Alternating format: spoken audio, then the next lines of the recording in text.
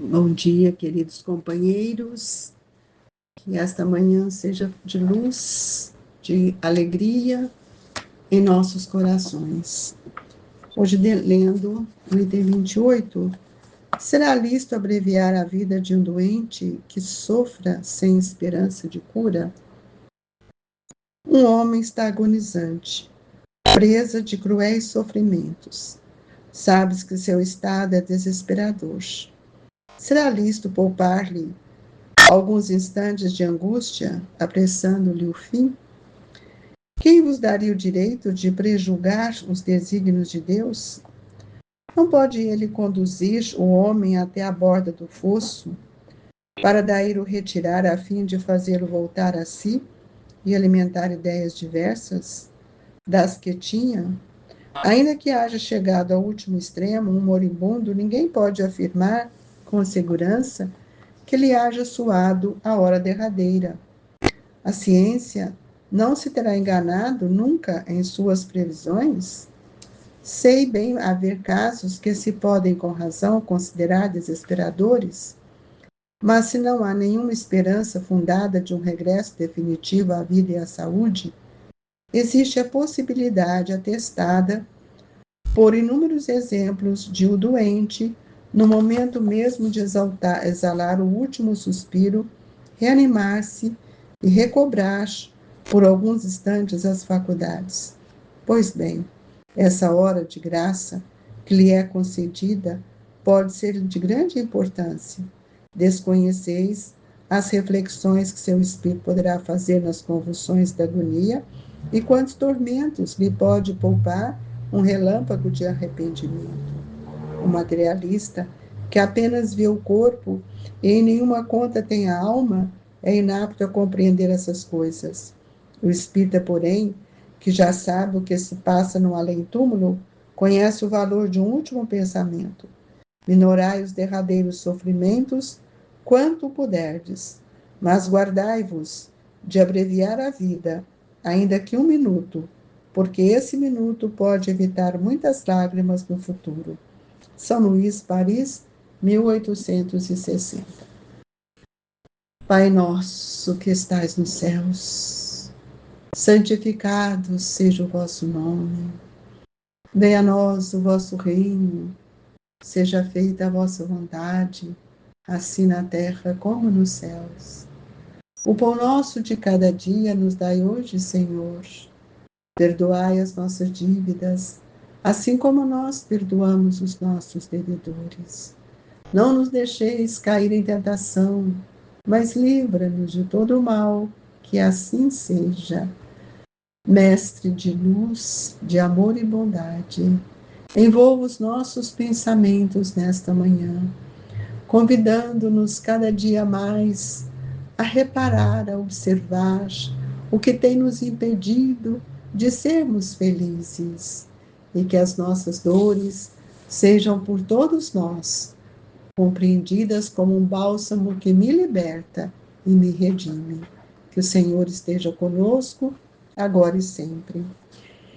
Queridos irmãos, é interessante essa passagem do Evangelho que nos remete àquele momento em que Jesus estava ainda em viagem, saindo de Cafarnaum, e quando ele é chamado para ir até a casa de Marta, de Maria, porque seu irmão havia morrido, que é a questão de Lázaro.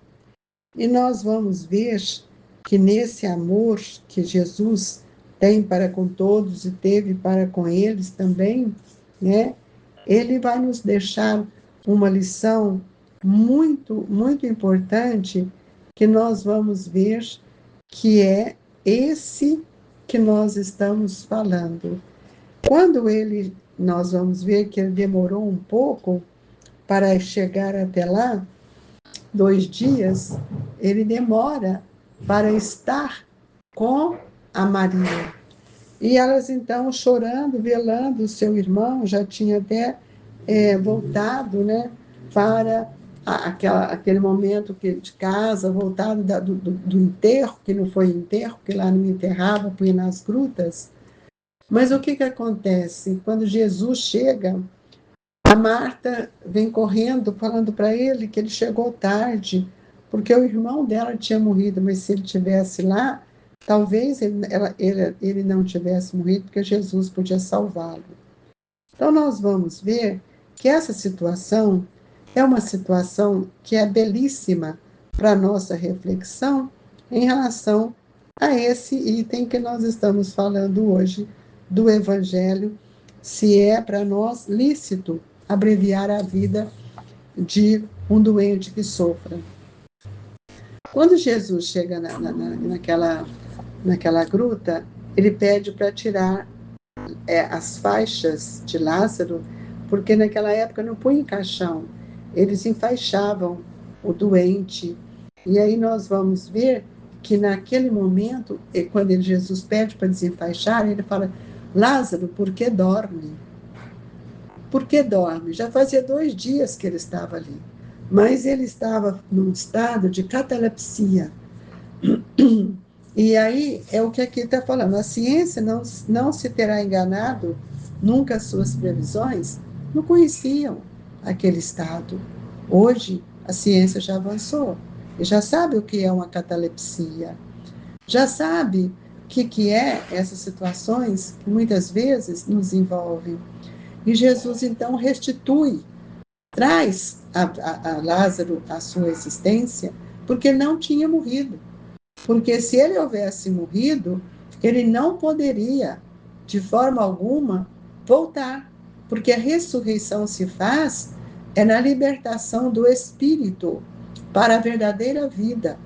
E ele volta para o mesmo corpo. Então, ali não é um estado que nós vamos ver que Jesus sabia que o perispírito de Lázaro não tinha rompido ainda os liames que ligavam o corpo. Então, é lícito que ele pudesse deixar ele ali daquele jeito? Não, ele sabia que ele não tinha morrido. E nós, muitas vezes, queremos, às vezes, tirar a vida de um ente querido. Nós falamos, nossa, está num sofrimento, está ali tanto tempo num sofrimento, mas aquele sofrimento, amigos, é importante para o espírito. O corpo está sofrendo, mas o espírito está, muitas vezes, se libertando de alguns sentimentos. Por que muitas vezes, na hora da morte, as pessoas falam assim, chama fulano, que o doente está querendo ver ele, e ali pede perdão? São naqueles instantes finais, é como se o espírito convulsionasse na consciência para voltar a receber o amparo daqueles que muitas vezes, na sua existência, eles não tiveram oportunidade de reaproximar. Então, quem somos nós para abreviar a vida de uma pessoa se nós nem sabemos qual é a necessidade daquele espírito?